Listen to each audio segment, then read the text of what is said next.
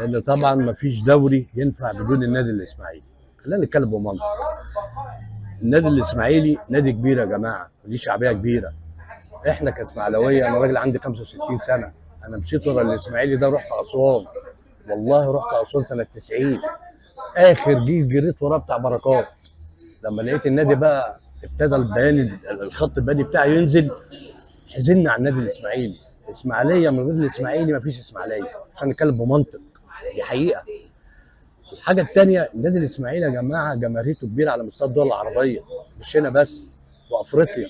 لغايه النهارده النادي الاسماعيلي معروف في افريقيا. اللي وصلنا للموقف ده الادارات المتعاقبه، ده بيشيل ده وده بيشيل ده وده بيشيل ده، كل لجنه تيجي تمسك تقطع في اللجنه اللي قدامها، كل اداره تيجي تمسك تقطع في اللي قدامها.